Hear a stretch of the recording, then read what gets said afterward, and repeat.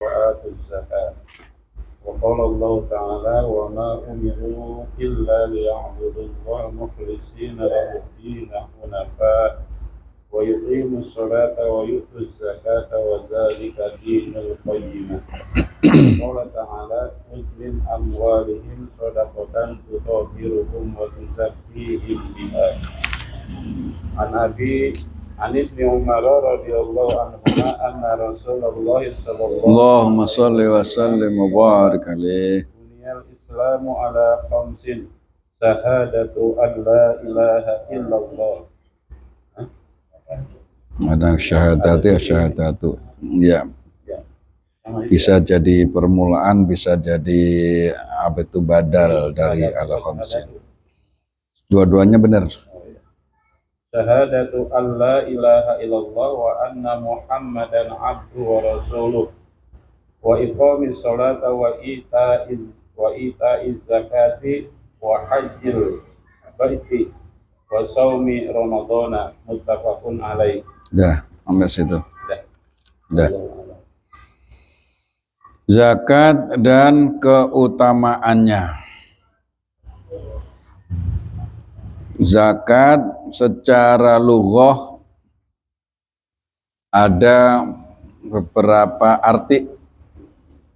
Yang pertama, zakat artinya bersih. Tazkiyah, bersih. Tazkiyatun nafas, kebersihan jiwa. Ada juga zakat artinya anumu, tumbuh. Ya. Ada juga zakat artinya berkembang. Dari tiga arti itu, maka harta yang dikeluarkan untuk bayar zakat itu tidak akan berkurang. Karena justru menjadi berkembang, menjadi tumbuh, menjadi bersih. Ya. Yang pertama firman Allah Al-Baqarah ayat 43, wa aqimus sholata wa atuz zakata. Ini perintah yang selalu gandeng. Dalam Al-Quran itu ada 3 perintah yang selalu gandeng, yang nggak bisa dipisah. Kalau hanya dilakukan salah satu maka nggak diterima. Gitu. Yang pertama ini, aqimus sholah wa atuz zakah. Dia sholat, nggak bayar zakat, sholatnya nggak diterima. Ya, jadi harus gitu. Kemudian yang kedua, atiullaha wa atiur rasul. Taat pada Allah dan taat kepada Rasul. Itu juga gandeng, nggak bisa dipisah. Yang ketiga, anishkurli wali walidaika. Bersyukurlah kamu kepadaku, kata Allah, dan juga bersyukur kepada kedua orang tuamu. Bersyukur pada Allah karena Allah yang menciptakan diri kita. Bersyukur kepada kedua orang tua karena orang tua menjadi sebab adanya kita. Dijadikan fasilitas oleh Allah sebab diciptanya kita itu melibatkan orang tua. Sehingga nggak bisa orang hanya taat pada Allah tapi durhaka sama orang tua, nggak bisa, nggak diterima. Ya, jadi itu 3 perintah yang selalu gandeng, yang satu sama lainnya nggak bisa dipisah. Ya. Wa aqimus sholata, gandengannya wa atuz zakata. Itu. Terus juga ini merupakan batas. Batas seseorang tidak diperangi dalam Islam itu syahadat pertama. Kalau udah syahadat aman. Kedua, menjalankan sholat. Orang yang menentang sholat dengan sengaja dibunuh halal. Gitu. Ya. Jadi saking pentingnya sholat. Begitu juga orang Islam yang nggak mau bayar zakat juga dibunuh, diperangin. Maka dalam kepemimpinan Abu Bakar, ya Abu Bakar itu setelah sepeninggal Rasulullah, banyak umat Islam itu nggak mau bayar zakat, sehingga ada perang Yamamah, memerangi orang mukmin Muslim yang nggak mau bayar zakat. Nah, adapun haji sama puasa itu nggak diperangi. Jadi batasnya kalau dia syahadat, terus dia sholat, terus dia bayar zakat, itu batas tidak diperangi dalam Islam. Gitu.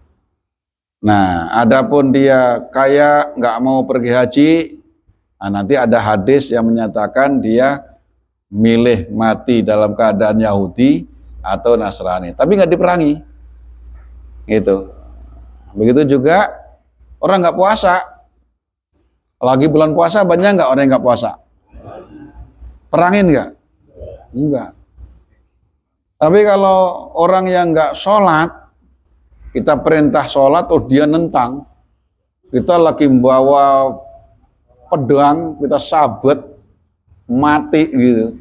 Itu dalam Islam, hukum Islam, itu kita nggak kena had.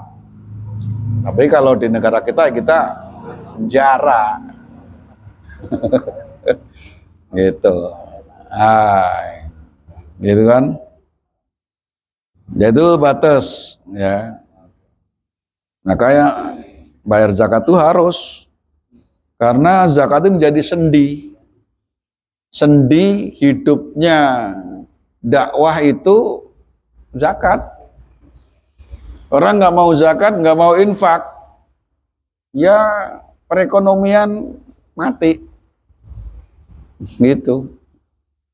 Jadi perekonomian Islam itu dari zakat itu. Nah, kalau udah zakat, sesungguhnya dalam Islam nggak ada pajak. Kalau udah bayar zakat, itu nggak ada pajak dalam Islam. Pajak itu hanya untuk orang non-Muslim yang tinggal di negeri yang aturannya Muslim. Gitu. Kayak orang kafir tinggal di Mekah. Sekarang nih Mekah kan pakai hukum Islam. Ya kan? Nah itu orang-orang non-Muslim dia bayar pajak. Kalau orang Islam bayar zakat. Jadi nggak double. Nah kalau di Indonesia ini kita double.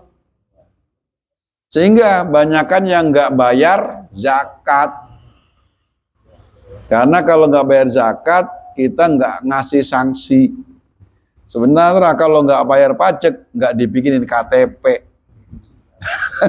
Ngurus apa-apa ke kelurahan, kalau belum bayar PBB, no, Pak RW no urusannya no. Nah, terus ditanya udah bayar zakat belum gitu, karena dia orang Islam. Ini mah mana? Nah, pelunasan PBB mana? Nggak dilampirkan. Lunasin dulu. Nah itu. Ya, karena kita bukan negara berdasarkan hukum Islam. Gitu. Kemudian surah Al-Bayyinah ayat 5. Ini sering kita ucapin ini.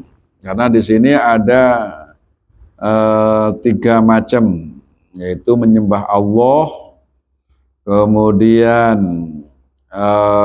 ikhlas dalam menyembah, lalu mendirikan sholat, dan juga membayar zakat. Bismillahirrahmanirrahim. Baca bareng. Wa ma umiru illa liya'budullaha Mukhlishina lahuddin hunafa'a wa yuqimus sholata wa yu'tuz zakata wa dzalika dinul qayyimah. Padahal mereka tidak disuruh kecuali supaya menyembah Allah dengan memurnikan ketaatan kepadanya dalam menjalankan agama dengan lurus, dan supaya mereka mendirikan sholat dan menunaikan zakat, dan yang demikian itulah agama yang lurus. Ini yuqimus sholah wa yu'tuz zakat. Nah, nanti di fikih, kalau ini kan perintah hadisnya. Nah, kemudian praktek berapa persennya, apa saja yang dizakati, dan seterusnya, itu kalau kita belajar fikih. Kalau di sini global hadis yang perintah-perintah zakat. Ya, tapi rinciannya harus belajar fikih. Nah, sampai mana belajar fikihnya?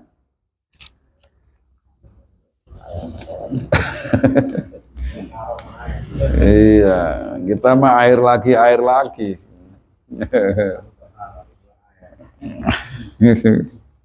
Itu termasuk kelemahan.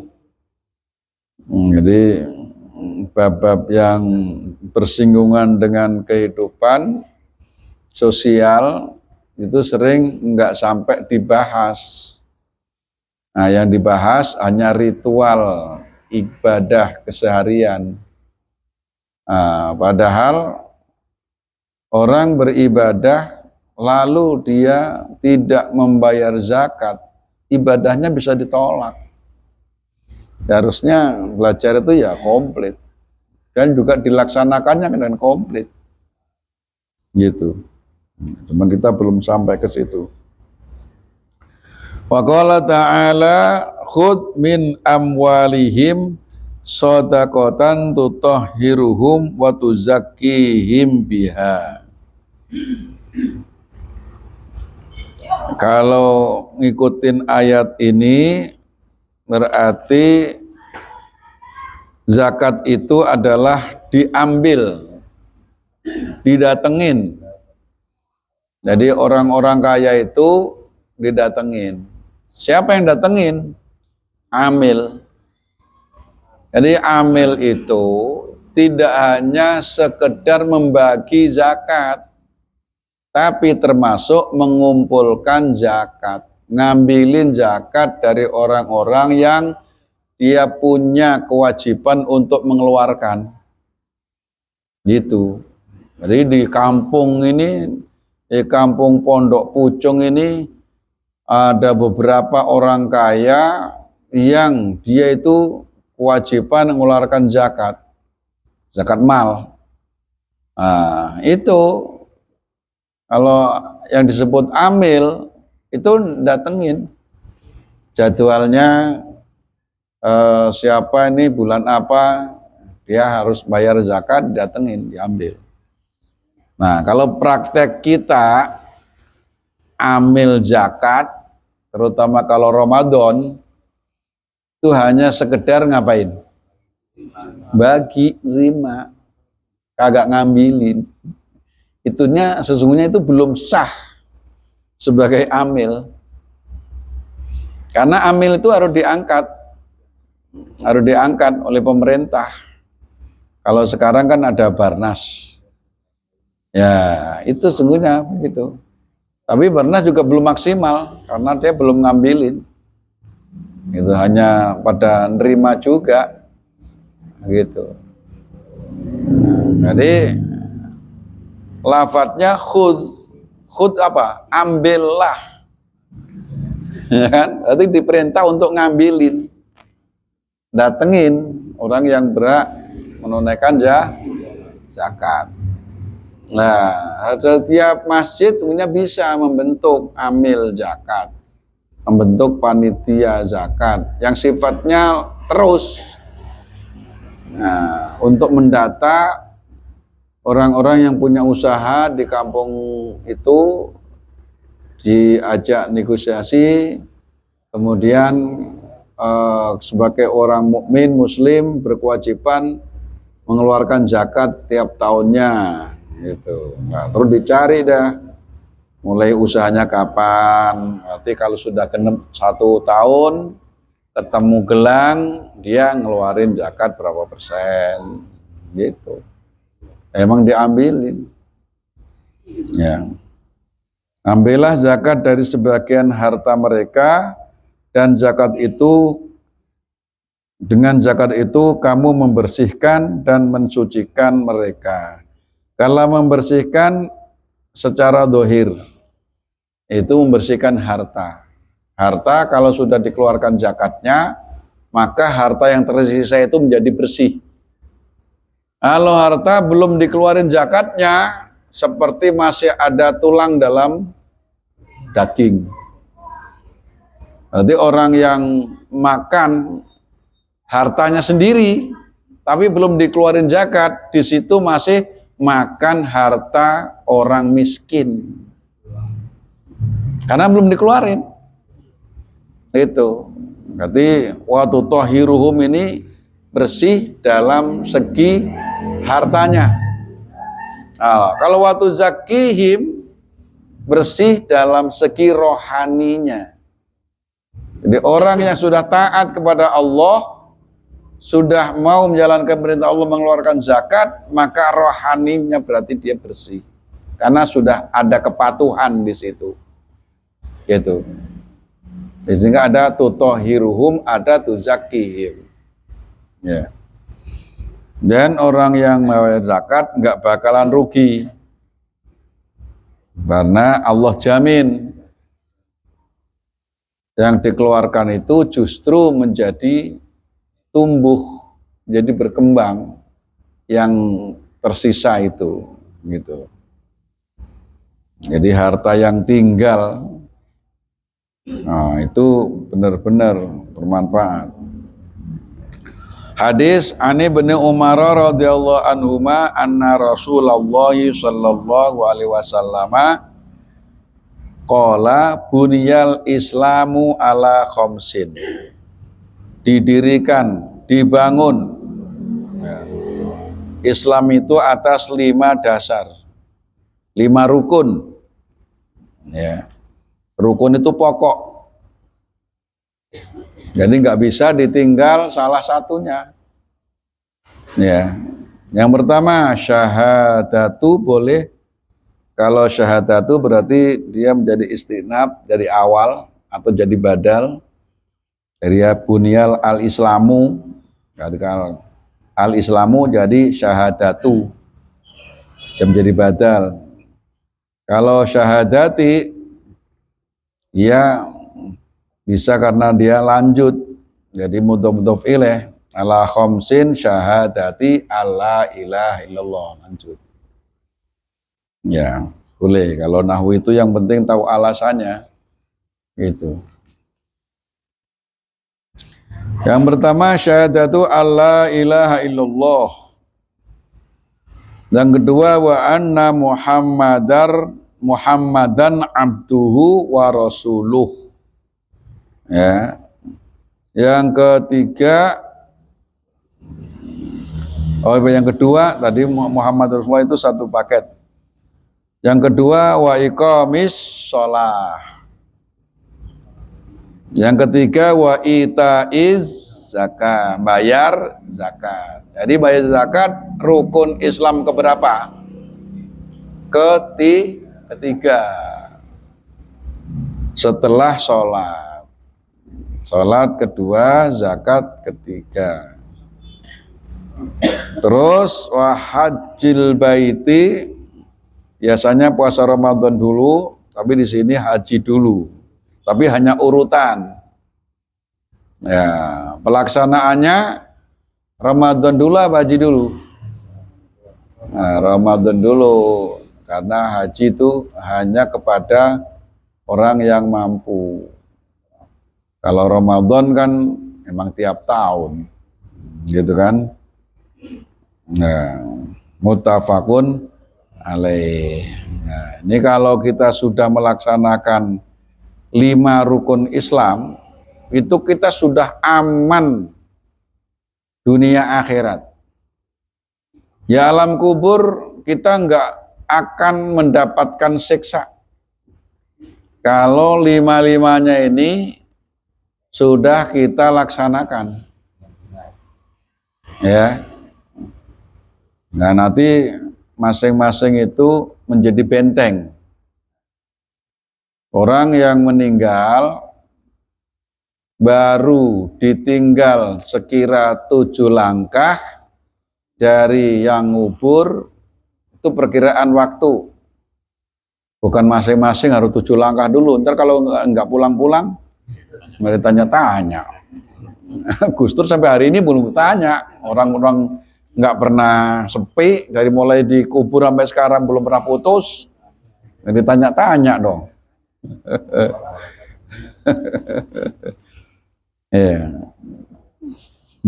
Jadi itu hanya perkiraan waktu. Artinya hanya beberapa detik setelah dikubur, kita langsung didatengin malaikat nungkar wa nakir. Malaikat nungkar wa nakir itu masuknya dari atas. Dari atas. Nah, kalau kita beriman pada Allah, syahadat kita benar, yakin 100% kepada Allah, dan juga kita menyaksikan tentang kerasulan Nabi Muhammad, maka syahadat itu akan menjelma, ya, menjadi makhluk yang menangkis serangan dari atas. Dari malaikat mungkar wa nakir nggak bisa masuk, terkunci oleh syahadat. Gitu. Baru atas yang apa? Yang aman. Kemudian orang itu sholat apa enggak? Kan banyak orang syahadat doang, waktu jadi nganten. Kemudian nggak sholat, ya bobol itu, bobol. Karena yang aman baru atas, gitu. Nah, sementara masih ada depan, belakang, kanan, kiri, gitu. Nah, kalau orang menjalankan sholat 5 waktu nggak pernah ditinggal selama hidup, kayak kita semua, insya Allah udah ngaji tiap malam Kamis masih ninggalin sholat. Ilok.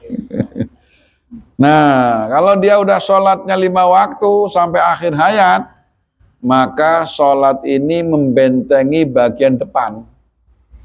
Kan menghadapnya ke kiblat, mayit kan? Nah, bagian depan. Nah, sehingga dia malaikat nungkar nakir mau masuk dari depan, sholat itu berdiri, nggak bisa. Nah, saya amal sholatnya si fulan ini. Nah, saya udah membentengin dia, nggak bakalan bisa. Oh gitu. Waktu itu kalau sholatnya terus, ya. Kemudian sebenarnya urutan berikutnya itu puasa. Kan kita kan puasa dulu, baru akhir Ramadan bayar zakat, gitu kan. Nah, sehingga begitu kita puasa Ramadan nggak pernah berhenti, tiap tahun kita mesti puasa, gitu. Maka malaikat nungkar nakir mau masuk dari arah belakang nggak bisa. Kenapa puasa itu kok membentengin bagian belakang? Karena puasa itu ibadah sir, ibadah rahasia. Rahasianya belakang, rahasia. Gitu kan. Nah, berarti udah atas aman, depan aman, belakang aman. Nah, gitu. Nah, kemudian dari arah kaki. Nah, dari arah kaki itulah zakat yang bentengin. Nah, sehingga mau masuk dari arah kaki nggak bisa. Zakat bentengin. Nah, tinggal dari arah atas pala. Nah, itu nanti haji. Ya, haji itu kan akhir, terakhir. Ya. Nah, kamu udah tadi kan atas, depan, belakang, terus kaki. Ini kalau bawah nggak ada, di bawah nggak ada. Gitu. Udah 5 itu, gitu. Nah begitu udah 5-5-nya sudah terbentengi, nah malaikat Munkar Nakir ini udah nggak ada jalan, sehingga dia mengadu ke Allah, hamba ini ya Allah sudah nggak bisa untuk diganggu gugat karena sudah dibentengi dari amalnya. Nah, kemudian Allah nyatakan biarkan dia kekasihku. Nah, jadi orang yang sudah menjalankan rukun Islam yang 5 ini sudah menjadi kekasih Allah. Sudah suruh tidur, gitu. Terus kalau enggak berikan dia itu kenikmatan di alam kuburnya, sehingga diberikan kenikmatan di alam kuburnya menjadi luas, seluas mata memandang, kemudian kuburannya terang, ya kan? Lampunya seperti 1000 watt lebih, kegerahan, ya bukan, keterangan. Nah, kemudian semua apa yang diinginkan itu sudah Allah kasih, itu nikmat kubur. Dan nikmat kubur itu sudah menjadi awal nikmat surga. Maka disebut raudhah min riyadil jannah. Jadi kubur itu kan hanya 2 kemungkinan. Ya, Allahumma ja'al qabrahu raudhatan min riyadil jannah. Atau wala taj'al qabrahu hufratan min hufarin niron. Jadi bisa menjadi taman surga, bisa menjadi jurang neraka. Kalau udah dikubur udah jurang neraka, ya kesononya neraka. Kan udah ada di jurang neraka, tinggal nerusin. Nah, yang sudah ada di taman surga, ya tinggal masuk. Baru udah ada di taman situ. Kalau di taman ngapain nggak masuk? Ya kan? Nah gitu. Ya, itu caranya hidup ini jangan ninggalin rukun Islam yang 5. Karena ini pokok ini. Maka disebut rukun. Gitu. Kita ngambil yang wajib-wajib aja itu sudah aman. Ya. Cuman wajib kita kadang-kadang belum sempurna.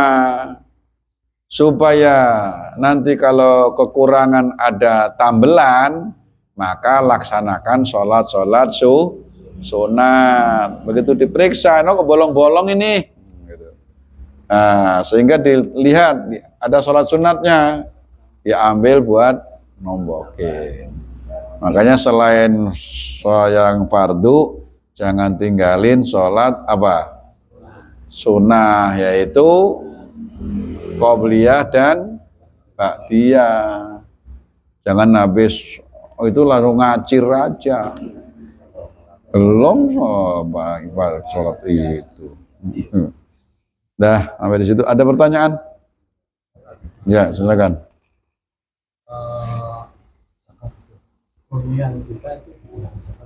Ya. Ya. Ya. Udah itu aja. Hunian yang kita tempatin nggak bayar zakat. Nah, bayarnya pajak, PBB. Urusannya ke Pak RW.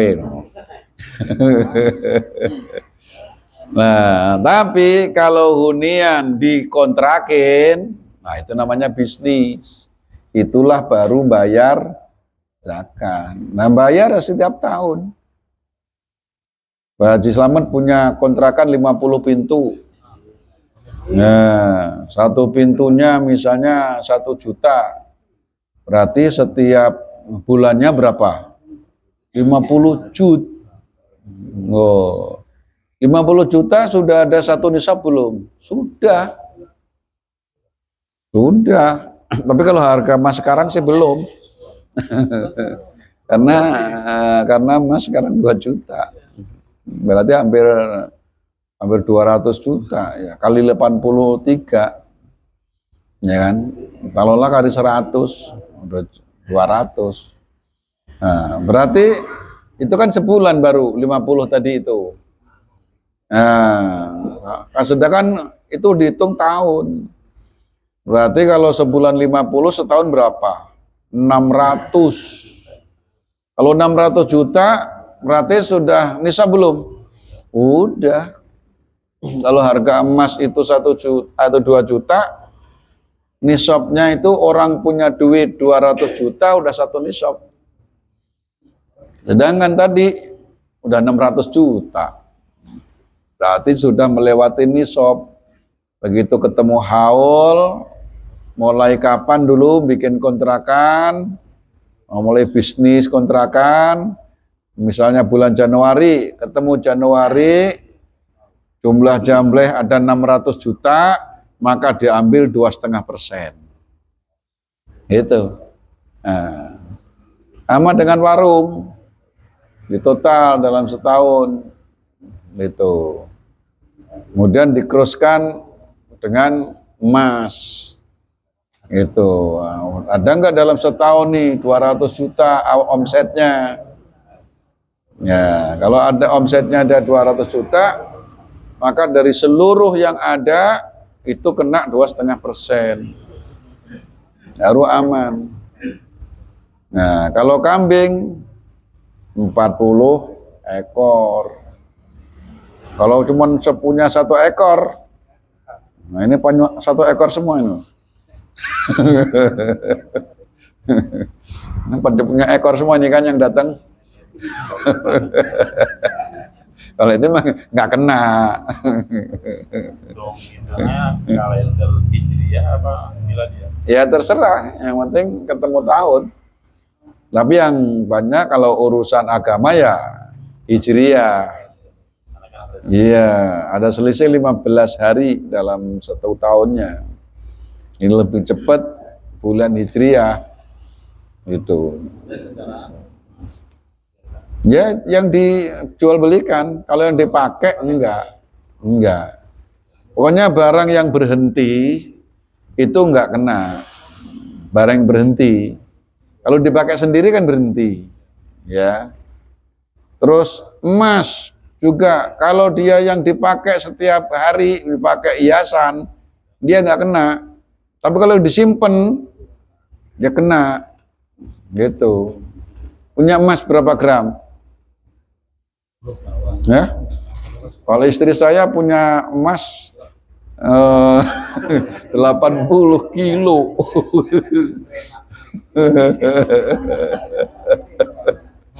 Bukan gram-graman lagi. Kaya istri saya. Maunya sampai 80 kilogram. 80 kilo. Ya, gitu. Ya. Nah, ya. Al-Fatihah. A'udzubillahi minasyaitonir rajim. Bismillahirrahmanirrahim. Alhamdulillahirabbil alamin arrahmanir rahim maliki yaumiddin iyyaka na'budu wa iyyaka nasta'in ihdinas siratal mustaqim siratal ladzina an'amta 'alaihim ghairil maghdubi 'alaihim waladdallin amin wa'fu 'anna ya karim bi rahmatika ya arhamar rahimin. Bismillahirrahmanirrahim. Alhamdulillahirabbil alamin. Allahumma shalli wa sallim ala sayidina Muhammad wa ala alihi wa sahbihi wa sallim. Allahumma inna nas'aluka ilman nafi'a. Allahumma inna nas'aluka ilman nafi'a. Allahumma inna nas'aluka ilman nafi'a wa alhiqna bis-shalihin. Rabbana atina fid dunya hasanah wa fil akhirati hasanah wa qina adzabannar. Wa sallallahu ala sayyidina Muhammadin wa barik wa sallim. Subhana rabbika rabbil izzati amma yasifun wa salamun alal mursalin. Alhamdulillahi rabbil alamin. Subhanakallahumma wa bihamdika asyhadu an la ilaha illa anta astaghfiruka wa atubu ilaik. Assalamualaikum warahmatullahi wabarakatuh.